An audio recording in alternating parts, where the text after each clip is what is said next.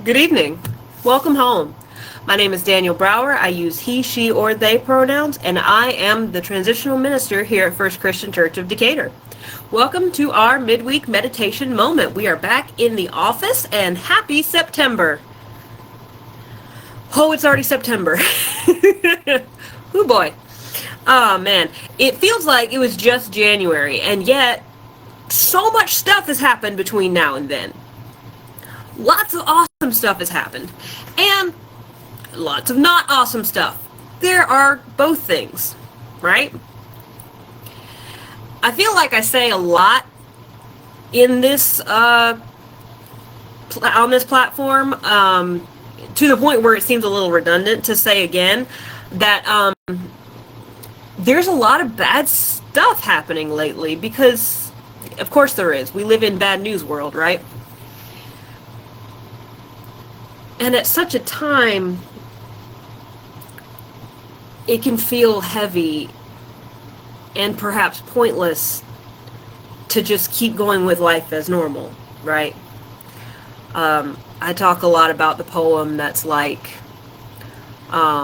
there's a genocide and laundry to do. Like, with all this bad stuff, everything is awful, why do we try? And like, yeah, okay, I know. Things are not always going to be this way, and there is a better day coming, and bad stuff is happening right now, and that sucks. So what's the point, right? I was reading an article the other day from a fella who grew up in Eastern Europe under the Iron Curtain, which was, if you know anything about that, a very dire time in European history. Lots of hardship, lots of turmoil, lots of incredibly terrible things. And this man wrote about reading history books written about that time, and he was stunned at what a bleak picture it painted. Like, yes, they were poor, and they were oppressed, and things were difficult, and they were hard. And there was more to his experience than just those things. There was still friendship and community and laughter and love and, yes, even fun in those terrible times. And that stuff didn't make it into the histories. He writes, "We did something in these years. We existed. It was not all meaningless, nasty, and brutish." And I think about this stuff as well when we talk about Stonewall, right? Terrible, awful time to be queer in America. And yet, some of the images that come out of that time period contained such queer joy and a depth of community that was able to be found even in a time where there was so much violence and oppression. There is always good to be found, and very often it's found with others. Sometimes it's hard to remember that living in the midst of despair is worthwhile in and of itself. And to say that kind of sounds like you're trivializing the terrible tragedies that are happening in the world all the time. To say that there is still joy to be found.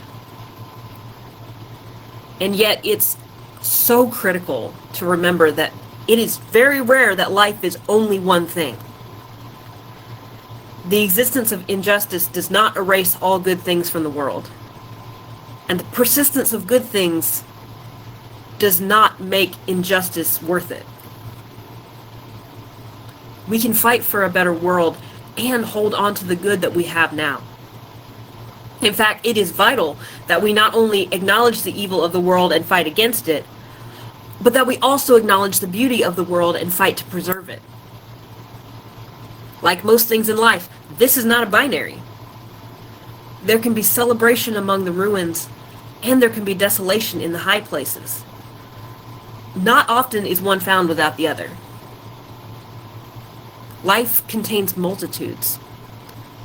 And if we're to survive these bleak days, we have to remember to seek out that multitude of experience, to keep from falling into despair completely. Not forgetting that there is evil around us, only not letting that evil consume us or steal the joy that is in us and around us. The Old Testament tells us that the human world is a mess, and that the best part for humanity to do is to trust God and to do good in the midst of that mess. The New Testament, on the other hand, tells us that the peace that Christ brings to us is beyond understanding and has no earthly basis. We see this a lot with the early martyrs, right? They didn't have a reason to sing and celebrate, and yet they did, because they were able to hold these things in both hands. The point that I'm trying to make is, don't be consumed with the bleakness of the world and the evils therein. Never stop standing up for others and standing together for a better world. And do not let that fight consume you to the point where you forget what you're fighting for. There is still a beautiful world out there. Take delight in your community. Create art. Touch grass for your soul's sake. There is joy in the world, and there will be more if we do not give up. There are a lot of ways to do this, and it looks different for everyone, maintaining some kind of whimsy in this world of woe. And one really good way to do that is to be in community with others. A few weeks ago, I was able to join with clergy and community leaders for fellowship and action at First Baptist Church of Decatur. And tonight, I'm getting to do that again with folks at Columbia Presbyterian Church. It is always good for my soul to be with those who are dedicated to the love of God and neighbor in both word and in deed.